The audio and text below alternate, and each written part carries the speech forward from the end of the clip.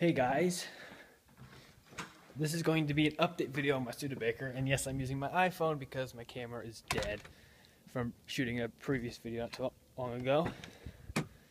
So I'm gonna go down there and pretty much show you all the updates and everything and what's been going on with it.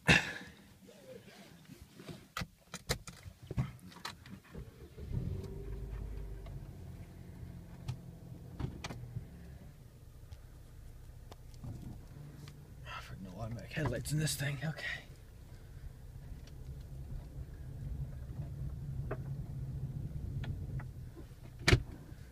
So basically what's been going on is I've had a friend of mine come over and he's been helping with the truck.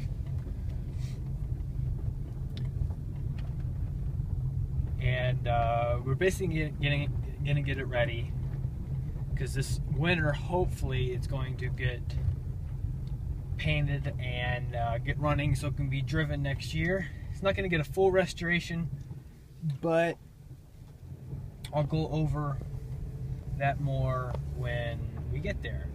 So I'll see you when we get there. Alright guys, and we're here. I just had to go out and blow some leaves and it's raining, so it was very cold, but we're here. Here's the truck. It's up on some blocks so we can get underneath of it. Some little things have changed. I haven't been able to work on this thing for the last 3 years, but just recently we've been starting to do some things to it. Here's the 6-cylinder. I can't remember all what I showed you in my first video, but here's the 6-cylinder, 85 horsepower. I think it's 165 cubic inches. Not a big engine, obviously, but it's what they had at the time.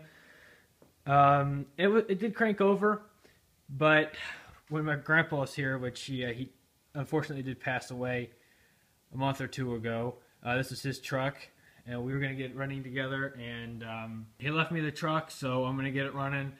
And last time I made the video, I was 16. I'm 18 now, and I think it's about ready to get this truck going so I can drive it.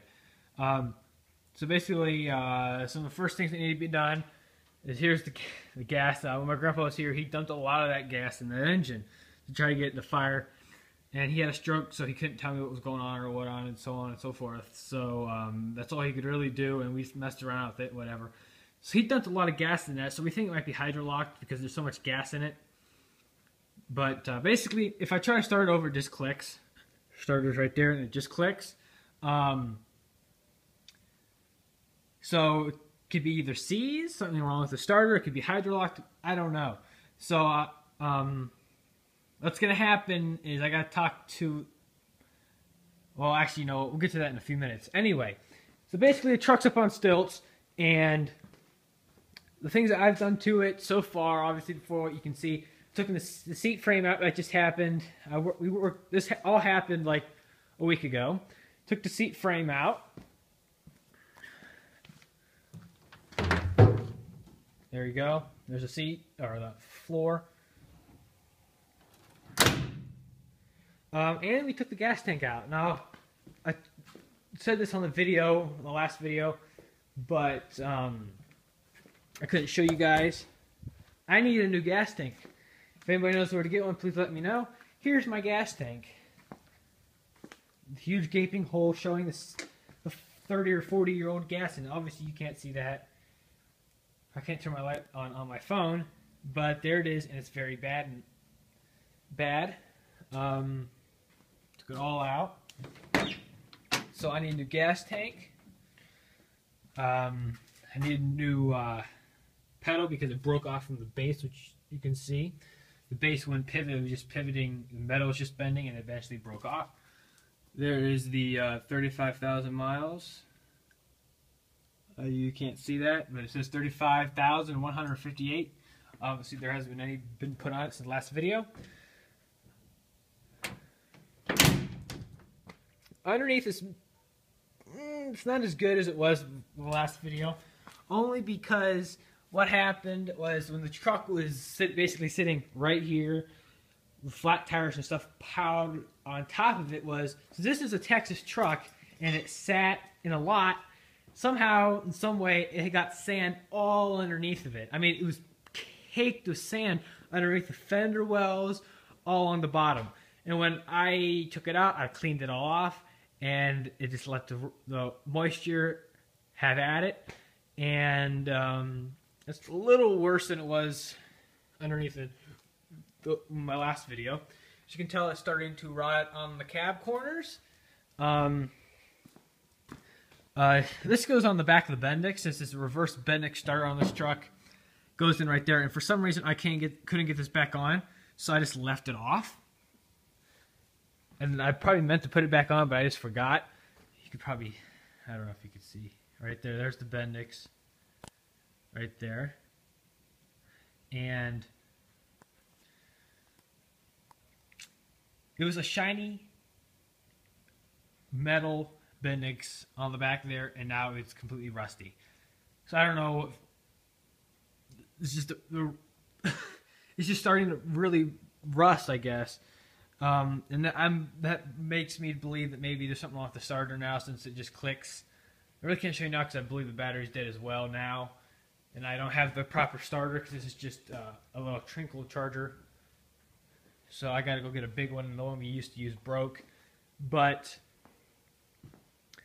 basically, what's going to happen to this truck this winter is it's going to get done. Obviously, it's fall right now, and my friend is building a garage. Well, he should almost be done with it.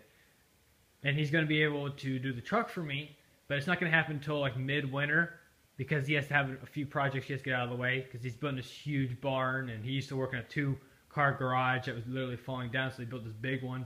And he specializes in Firebirds and Chevelles and stuff, but this will be fun for him. But basically what he's going to do, and because of money-wise, he's going to go over the truck, make sure it runs and stops. He's going to sand the underneath of it and undercoat it. Then he's going to paint the top part red and white originally, with just some, okay paint. And he's going to just basically paint everything, but he's not going to do it the showroom quality, like meticulously. He won't, paint everything. I mean, obviously I could probably paint this and that myself with white paint. But basically, he'll take all the stuff out, spray the inside. He just won't do the little details that would go with a through, like a really good and very expensive restoration. So that's basically what's going to do. It's going to be a frame-on restoration. Paint the underneath with undercoating. Paint the top red and white. I don't think he's going to paint the engine bay, but what's going to happen is I need new wiring done, and if he is not going to do anything to the engine, which obviously has to run, but I have my friend that wants to do it for me. I really appreciate it, Jim. He's going to do it, and he wants to take it out and rebuild it and make sure it runs, because I've never heard it run yet, and I need to get a new exhaust made for it. But basically, everybody I've talked to wants to just take the truck, lower it, chop the top, and put a huge 350 in it. I would do that if it wasn't all original and numbers matching. So if there's something wrong with this engine, I still wouldn't put a 350 in. I'd either buy another straight 6 or buy a Studebaker V8 out of like a Hawk or something. But basically, this truck's hopefully going to stay all original, and then I'm going to drive it. And it's going to be moved out of this barn into my barn. The reason why it's not going there now is because our barn's jam-packed, and it would be impossible to work on this truck.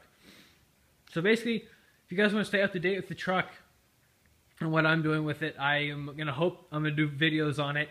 I should have done a video on removing the gas tank and whatever I've done to it so far, but I'm not going to put my $800 camera underneath a 60-year-old truck that is basically sit underneath it and just rusts all over you. So I'm going to have to find a cheaper camera that has a focus and works good, and then I'll start making videos. But stay on my channel, and we'll hopefully see what happens to this truck very soon. And I'm very excited because I've been waiting pretty much all my life, and I know my grandpa would appreciate this very much because he loved this truck a lot. And so thank you guys for very much for watching, and I'll see you in my next video, and hopefully I'll keep you guys up to date with some videos on this thing.